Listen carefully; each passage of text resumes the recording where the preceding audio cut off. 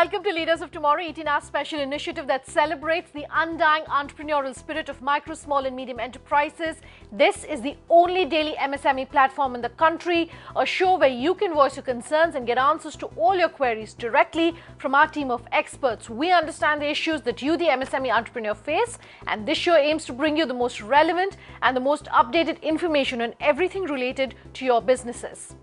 Today on MSME Dialogues, we're bringing you a special interview that I did earlier with the driving force and the brains behind Spandan Spa, famed Bollywood actress Shriya Saran. The spa is run entirely by visually challenged employees and aims to provide these employees who are either totally or partially blind with the tools to help their craft. But she hasn't stopped there. She's gone on to also become the brand ambassador for the Indian blind football team, amongst several other social causes that she passionately promotes. I spoke with her about government policy around disability, about hiring of such disabled employees, as well as a host of other issues. Listen in.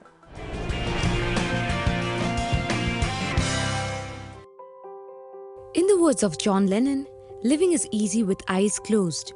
But is it really that easy? Shriya Saran, known for her popularity down south and in Bollywood, is walking the road less travelled. This glam star had started an NGO that is helping and providing employment opportunities to the visually impaired, making them a part of the mainstream workforce. The team at Spandan Spa comprises of totally and partially blind therapists who work in coordination with each other to offer people an experience of what they call the ultimate healing power. Thank you so much for speaking with us here on the Leaders of Tomorrow, Shriya. Let's start by talking about your spa, talking about where the idea for that really came about and what the experience and what the journey has really been like. We started this, I started working with visually challenged when I was really young. I was about 14. I missed my bus. I was crossing the road. I wanted a glass of water, walked inside this building. Then I saw a bunch of kids playing cricket, which is fairly normal in this country. But they were playing cricket with a ball which made sound. I got intrigued. I started watching them. I started cheering for them. And one little kid came, sat next to me, very cheeky. He came and touched my face. Now all these kids who were playing cricket were blind. And they were playing cricket with a ball which made sound, because that's the only way they can track the ball. And they play the entire game just listening to the ball. And it's very beautiful and it's very interesting how they coordinate, help each other, always attentive about where the ball is going to be. And then it's just amazing how they do fielding, how they do batting, and how it's just so synchronized and in such a beautiful way, and how much they love playing a sport.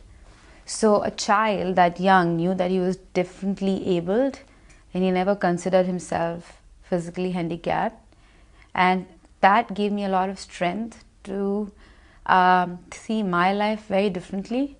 And I started going and spending a lot of time at the blind school. I started reading to them. I started hanging out and after school and then after college as well.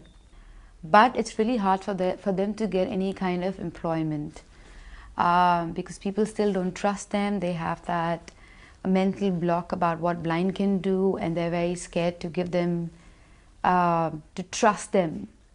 And then so I thought, why can't I start it? And I did, even though I didn't know anything about running a spa. It was very difficult because I had to literally learn from the scratch. But I just took that leap of faith, did it. My mom helps me out in it. It's been 5 years, 5 tough years. In the beginning, it was really difficult to change the mindset of people and to make them understand what we really do. But over the years, I feel we've changed few people who came, who were very hesitant to come to a spa, and now they love it. And I think that in itself is a small change that we have created. Wonderful. I want to break this up talk about both, your entrepreneurial journey as well as talk about disability in India. And maybe let's talk a little more about your entrepreneurial journey. What message would you have for our viewers who are first-time entrepreneurs? You said it was very difficult. You had a hectic, acting career that you were managing with your entrepreneurial venture. If there was one piece of advice that you would have for first-time entrepreneurs, what would it be? So first of all, have a strong idea, believe in it, and I think it's really, really important that you somewhere, if you're a social entrepreneur, that you change the mindset, and that is really important because let's face it, India is a very physically handicapped, unfriendly country. We can't change that fact. What we can do is that we change people slowly and slowly. The people are more aware. A lot of time people tell me, but the government is not doing anything. But they can't do much if people don't want to do much. Like for instance, I started it on my own, but my biggest problem in the first 1 year was to make people believe that they're capable. And people said, oh, but they're blind, we'll donate money to your spa. And even though it was very difficult, but I told them very clearly, I am not taking money for free because these guys are capable. Since you're talking about social entrepreneurship, the perception in India is that social entrepreneurs and social entrepreneurship can't really make profits, can't really be a for-profit organization. What's your comment on that? I think it's very important to make profits. We break even in a spa, but it's extremely important because the profits that you make can go back in starting more, starting the same kind of business, replicating it in different cities to begin with. You can help more people with that same profit, and unless you don't do that, more people will not get into it. When I call it social entrepreneurship, it is helping people. The whole idea of charity is not really understood by people. Now, charity is not about just helping someone. It's about helping them, understanding how brave they are, because if they weren't brave, they wouldn't be here to begin with being differently abled. So if someone has crossed so many bridges to be here at 2025 and is physically handicapped, to begin with, they're brave. So if you make them understand that strength of theirs, I think half of your battle is won. You were saying, you were talking about how we don't normally see physically disabled or physically challenged people in mainstream society, for example. What's going to change that? The government has mandated that 2% CSR, for example, of certain companies needs to go, 2% of their profits needs to go into CSR. A lot of companies argue against that, saying forcing us to do CSR is not really going to solve the purpose. What is it going to take? Is it going to be more money? Is it going to be government regulation? Like you're saying, lack of understanding, what's it going to take? Government can't be blamed for everything. I'm not saying it's doing everything, but I'm saying it's doing, it is taking baby steps. Like CSR, I think is very, very important, and a lot of companies have their own project where they're helping, or so it's not that that's not working. Now the problem is that, like I said, a lot of people have never interacted with a blind person or physically handicapped person ever in their life. So I think what is really, really important is have community service starting from school. In Delhi University, there was community service only in college. So I think it has to start from school. So kids are more aware of, let it be physically handicapped, or when they go to an old home, or when they go to any kind of different schools and help and work there, or for instance, even if they're teaching to kids who can't afford to, or somewhere there, it's somewhere, it doesn't need to be just physically handicapped, but somewhere the mold is broken, which is just about I, me, myself, and I have to get this in 12th exam, but it's about I need to help and I need to get this as well. So you as a person change. I think community service is really, really important. Okay, so there are two parts then to how change can possibly come about. One, of course, is the education system, and one is how physically challenged people can possibly be integrated more into India Inc. And I want to talk about companies and what they can do. Do you think that a lot of companies now are aware of what it takes to integrate physically challenged or different employees into their organizations, and what can be done? What's your suggestion for our viewers in terms of how to integrate them more? I think a lot is being happening. A lot of see, I tell you what. See, for instance, any kind of physically handicapped person has its own strengths and has something that they can't do, but they also can do a lot more in other spheres. Like for instance, a blind person is fantastic for a call center. There's no diversion; they just add it. And it's been proven that they're better than a sighted person. Then they're very good with music because the sense of listening is enhanced. Then they're very good with they're very good therapists because a massage given by a blind person literally has healing powers because their eyes are in their hands. So when they touch your back, when they feel your back, or when they feel your neck, they know the knots and they can feel it better. So, but the whole idea is for them, for anyone who's trying to contribute, I think it's really important that you make them a physically handicapped person believe that they are equal or better than others in whatever they choose to do, and it's beyond help for dignity. It's help for making someone believe that they are smart. I think that's really important, but that's on an emotional level. I think a lot of companies are doing a lot, and it's just about channelizing them in a right way, and it's a slow process. Sure. I was talking to you earlier about profits in social entrepreneurship and social enterprises. I also want to talk about fundraising because that's a huge concern for entrepreneurs. I wanted to make people believe that I believe in it, so which is why I pumped in my own money, my own hard-earned money. But no, I think it's difficult, but it's not impossible, because like you just mentioned, all the companies have 2% CSR responsibility. So if you have something that you believe in and if you strongly want to do it, I don't think it's impossible. Okay, so based on that experience, what advice would you have for our viewers? Because we have a call-in show on the Leaders of Tomorrow, and most of our entrepreneurs who get in touch with us say we're finding it really hard to raise funds. Yeah, it is hard. For most of the people I meet who do their own charity, most of them initially have pumped in their own money because it's important. Most of the young kids I meet, they've worked and then with that money they've started their own NGOs. But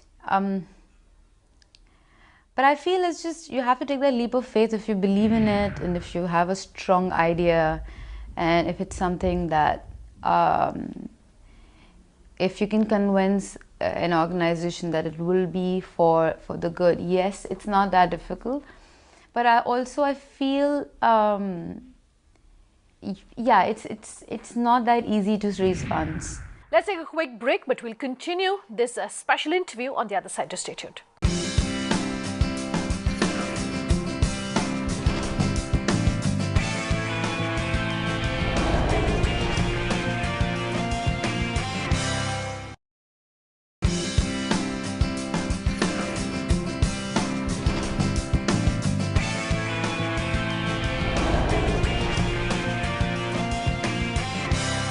Welcome back. You're with us here on the Leaders of Tomorrow, and we're continuing the special conversation that we did earlier with Shriya Saran.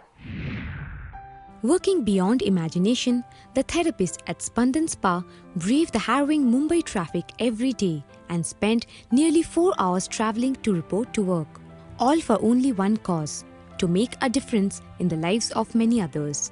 It is their indomitable spirit and their positive attitude towards life that makes them a cut above the rest.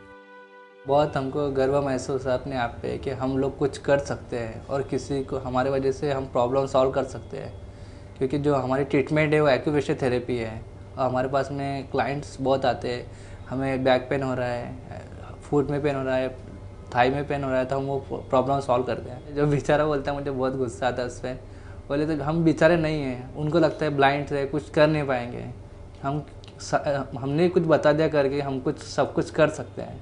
एक तो मुझे यहाँ पे ma'am ने काम दिया है यहाँ पे, और हम अच्छे तरह से मेरे फैमिली को कैरी कर रहे हैं। और मेरा कहना है कि और ब्लाइंड को मैम काम दे। किसी किसी को लगता है कि कोई कुछ नहीं कर पाएगा, लेकिन जब हम लोग से बात करते हैं, जब हम लोग के मन की बात सुनते हैं, तो उन लोग को लगता है नहीं, ये लोग हम लोग से भी ज़्यादा कर सकते हैं। Shriya Saran's mother, who has been a constant pillar of support to run the spa, explains what motivates her to spend 8 hours a day with the therapist, a daily chore that she not only likes pursuing but feels proud of it too. The inspiration is that we always wanted to do something for the society, and now the inspiration is these people only, because they give us so much of love, so much of positivity, so much of happiness, that this is the force that which makes us doing this thing daily. I love to come here to interact with them, to help them. So, and they are so eager to do work, they are so hard working, and the most important thing is that they don't take their disability as a disability, and they don't like anyone telling them or anyone pointing out them that they are disabled. How important is it for celebrities like yourself, public figures? You, for example, are the face of the World Disability Meet, which you said is taking place soon. How important is it for celebrities like yourself to associate yourself with causes like this? See, a lot of celebs I know do a lot of charity, but quietly. A lot of people do a lot of work. But see, the thing is, because we have a spa and I want people to come and this will only run if people come, I need to be a little more vocal about it. Otherwise, it's not going to work. But a lot of celebs do a lot of work. In fact, all of the celebs I know do something or the other. But yeah, I don't really know if we really influence people, because we're like, I don't know if people look up to us on that level. But yes, I get a lot of love from my fans whenever I post anything about my spa. And they show a lot of desire to help and to be there. All I would say is just keep your eyes and ears open. You don't know what can change your life forever, and take something beautiful out of it. But I don't really know if celebs doing something really changes people, because end of the day we just do films, and after that we're just normal people. So my last question then to you, what's the big picture? What are, say, the next few years looking like for you at the spa? To begin with, in the beginning it was very difficult to start it, because I didn't know what I was doing. I didn't have any background in starting a spa. But I, as a personality, believe in taking a leap of faith and doing things which sounded very difficult in the beginning. So I just did it. And I honestly thought that I'll do it for a few years, 1-2 years. If it doesn't work, it doesn't work. But when therapists came and they started working, and when the first week people didn't really show up, which is a normal thing in any business, but I'd never done a business before, so I was literally shattered. And I went to the spa, I remember, and I thought, yeah, maybe a few months and I'll shut it down. It's not going to happen. So this lady, she was a therapist, she came up to me and she asked me, is there something wrong with us? Why aren't people coming to us? And that just broke my heart. I realized that if I shut this, I am killing hopes of 6 therapists. Now that's not, so even our receptionist is blind. Like everyone who work in the spa are blind or partially blind. and they help each other. So I'm killing their trust in each other. I'm killing their trust in themselves. And which I realize I can't do. So I'm like, forget it. 6 months. I'll at least run it for a year, and I'll get them a job after that somewhere else. But when you start something like that, you have to also, which I didn't know, which I was not prepared for, is that you suddenly realize that you're responsible. And then I worked really hard, but I was very stubborn. I wanted people to know about it because they come and visit the spa. I wanted it to be people loving it, and then they're talking about it, and then more people coming in. I was very, very stubborn, but I'm glad I was, because today, after 5 years, we have beautiful stories that our therapists have gone ahead and gotten married. They have kids. They have, some of them have finished their education. They've written their exams, and they read Braille. They go back to the village on Monday, which is when we're shut. Work in the village, come back. They travel in Bombay traffic for 2 hours in the morning and 2 hours in the evening without being ever delayed at the spa, which means they travel in bus and train all by themselves. They are at 11 o'clock in the spa. They start the spa, so we're not there for them to be there. The whole idea is that we make them completely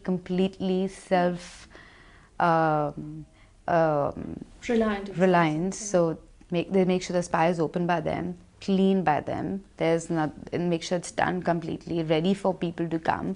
They shut it at 8 o'clock in the night, and they leave for the spa. They leave for their homes on their own. We're planning to grow it now.